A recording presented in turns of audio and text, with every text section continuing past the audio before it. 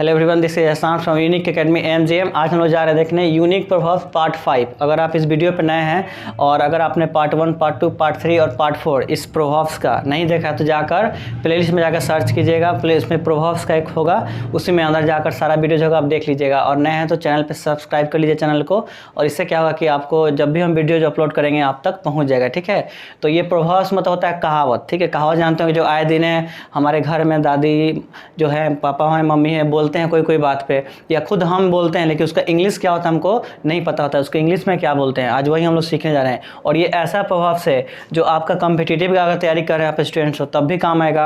अगर आप इंग्लिश बोलना चाहते हैं स्पीकिंग के लिए तब भी आपको ये काम आएगा। और ऐसे भी दैनिक जीवन में भी आपके पास होना चाहिए, इससे पर्सनालिटी इंप्रूव होता है। तो ओवरऑल क्या हम बताना चाहते हैं कि प्रभाव का नॉलेज होना चाहिए, यानी कहावत का जो इंग्लिश में भी क्या कहते हैं ये भी जानना बहुत ज़्यादा क्या है ज़रूरी है। ओके, तो चलिए आज हम लोग सीखते हैं पार्ट 5 का।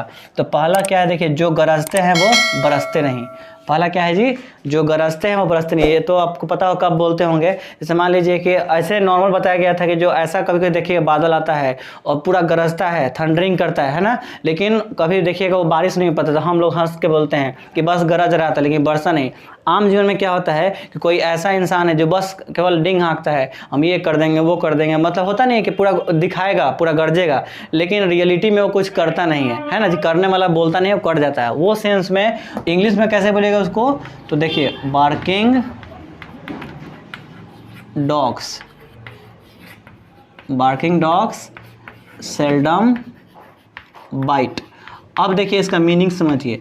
बार्किंग मतलब होता है, बार्किंग मतलब भौंकने वाला, और डॉग्स मतलब कुत्ता, यानी ऐसा कुत्ता जो भौंकता है वो काटता नहीं है। सेल्डम मतलब मुश्किल से नहीं काटता है, मतलब हार्डली वो काटता है, मतलब वो नहीं काटता है। तो वैसा डॉग्स जो भूखता है वो काटता नहीं, यानी कि वैसा जो बादल आया गरजा केवल लेकिन बरसा नहीं, वैसा इंसान जो बस बोल रहा है ये कर देंगे कर देंगे, कुछ करता वरता नहीं, बस डिंग हाँकता है। आप वैसा ही तो वही समझिएगा, उस सेंस में ये बोलिएगा। ठीक है ना। नेक्स्ट देखिए, ऊंट के मुंह में जीरा।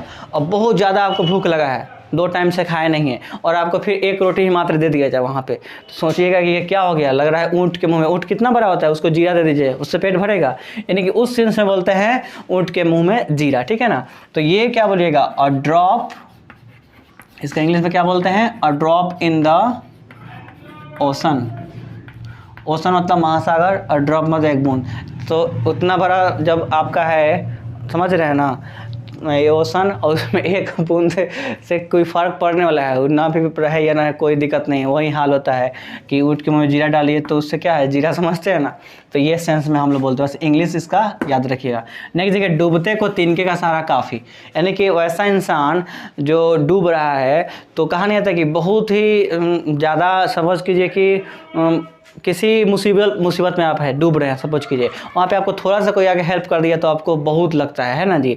जब इंसान मुसीबत होता है तो आगे कोई हल्का सा भी हेल्प कर देता है तो लगता है वो बहुत है मेरे लिए, है कि नहीं। वो सेंस में हम लोग बोलते हैं। और ये लिटरली मीनिंग देखिएगा, तो इंसान कोई डूब रहा है, और कोई मान लीजिए मक्खी है वो डूब रहा है, और उसको तिनका भी कुछ मिल जाता है, उसी के सहारे वो जो होता है नदी से, तालाब से, उससे बाहर निकल जाता है, यानी उसका जान बच जाता है। वो सेंस हम लोग बोलते हैं। तो इसका इंग्लिश क्या हो जाएगा, अ ड्राउनिंग,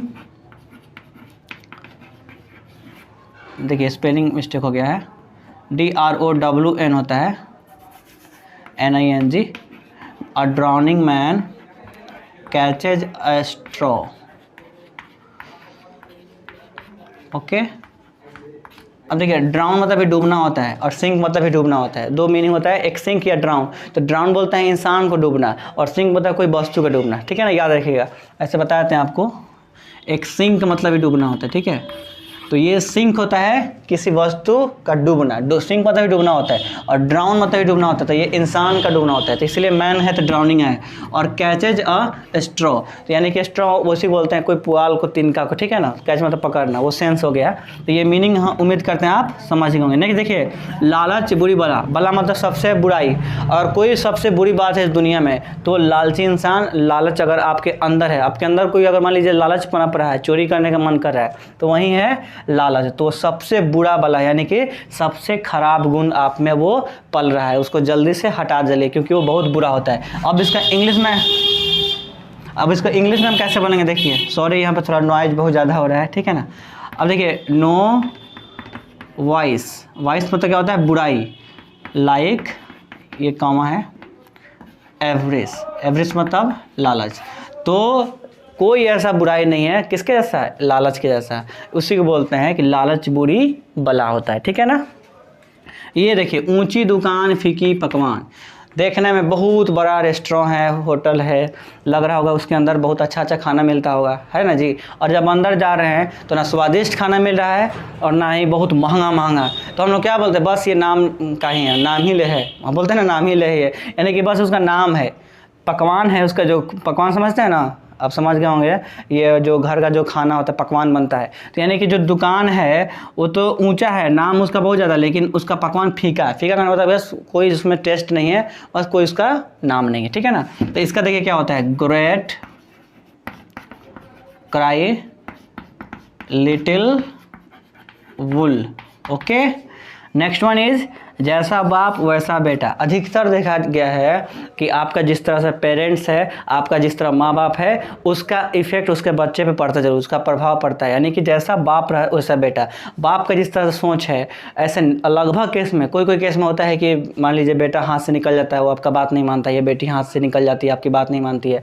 लेकिन ऐसे देखा जाता है 90% केस में कि पेरेंट्स अगर संस्कारी है तो उसका बेटा ऑटोमेटिकली संस्कारी हो ही जाता है। तो वो बोलते हैं जैसा बाप वैसा बेटा। तो इसका सिंपल है क्या प्रभाव, लाइक फादर, सिंपल लाइक सन।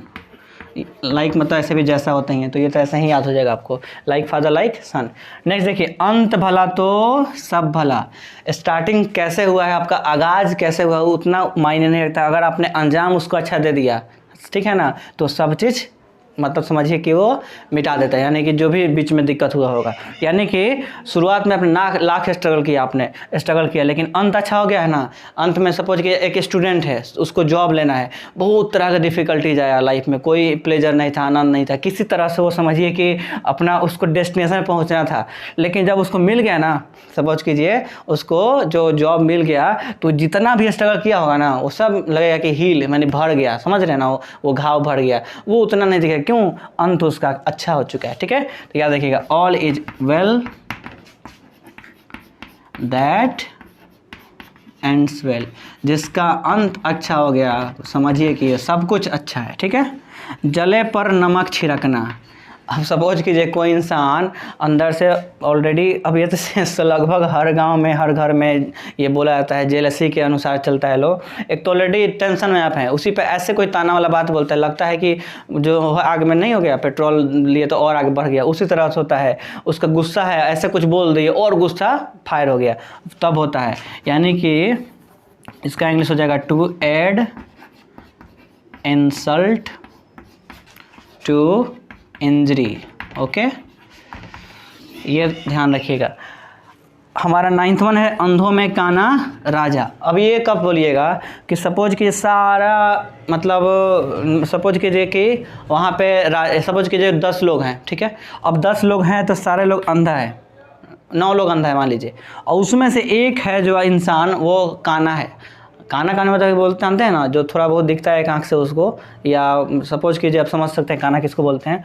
तो यानी कि सारे लोग 9 लोग 10 में से एक जैसे हैं और एक थोड़ा अलग है, तो हम बोलते हैं ना कि ये सबसे अलग है। तो सारे लोग अंधा है, उसमें से एक काना है, यानी कि वो अंधा नहीं है, वो देख सकता है, काना है लेकिन वो देख सकता है। उस सेंस में हम लोग क्या बोलते हैं, मतलब इसका इंग्लिश क्या होता है, a figure among ciphers. Figure among cipher. Figure किसको बोलते हैं, ऐसा तो नॉर्मली फिगर समझ सकते हैं, ये नेगेटिव वर्ड में मत जाइएगा। फिगर अंक को बोलते हैं, 1 2 3 जो अंक होता है, ठीक है। और सिफर्स बोलते हैं जीरो को। तो सारा जीरो है, उसमें एक फिगर है, अमंग मतलब के बीच में, सिफर्स के बीच मतलब जीरो के बीच में क्या है, एक फिगर है, कोई अंक है, थोड़ा अलग हो गया, एक्सेप्शन हो गया। तो अंधों में काना राजा। अब थोड़ा सा हम बोलते हैं, मान लीजिए कि सब लोग एक तरह का गुण गा रहा है, उसमें से कोई आया अपना एडवाइस दे रहा है कि ओ ऐसे होना चाहिए, तो हम हंस कर देखिए अंधों में काना राजा को आ गए। उस तरह की मतलब ये हम लोग नेचुरल लाइफ में यूज करते हैं। तो लास्ट वन इज हर काम शैतान का। तो ये एक आप सीख लीजिएगा, कोई भी ज़िंदगी में काम कीजिएगा, चाहे आप जॉब की तैयारी कर रहे हैं, चाहे आप कुछ भी कर रहे हैं, हड़बड़ाइएगा मत, मतलब जल्दीबाजी मत कीजिएगा, नहीं तो ऐसे माना जाता है जल्दीबाजी काम शैतान का होता है। शैतान कोई भी काम सही करता नहीं है, तो इसलिए आप लोग ध्यान से काम कीजिएगा। इसका इंग्लिश जान लीजिए, haste makes waste. Okay, so that's end the class. I hope you would like the class. हम उम्मीद करते हैं आप क्लास को अच्छा लगा होगा आपको, और इसको नोट डाउन कर लीजिएगा। अगर नहीं देखेंगे पार्ट 4 तक, वो भी जाकर याद कर लीजिएगा, क्योंकि वेरी वेरी इंपॉर्टेंट है, हमेशा पूछा जाता है, हमेशा बोला जाता है। ठीक है, और हम लोग मिलते हैं नेक्स्ट वीडियो में। हो सकता है इसका भी पार्ट हम लोग करते चलेंगे, ठीक है ना। अब हो सकता है नए वीडियो के साथ हम लोग आएंगे। आप लोग प्लेलिस्ट को जरूर फॉलो कीजिएगा, उसमें देखिए ग्रामर का लिस्ट है, वर्ड्स का लिस्ट है, अपना एंटोसाइनो है, रेगुलर सेंटेंसेज है, उसको फॉलो कीजिए, उसको पार्ट बाई पार्ट देखिए, क्योंकि ऑलरेडी बहुत सारा वीडियोज हमने अराउंड 90 वीडियो डाले हैं हम लोग इस चैनल पे। आप जाकर उसको देखिए, बहुत कुछ सीखेगा उम्मीद करते हैं, और इससे इंग्लिश आपका ग्रूम हो जाएगा। Okay, so let's meet in the very next video.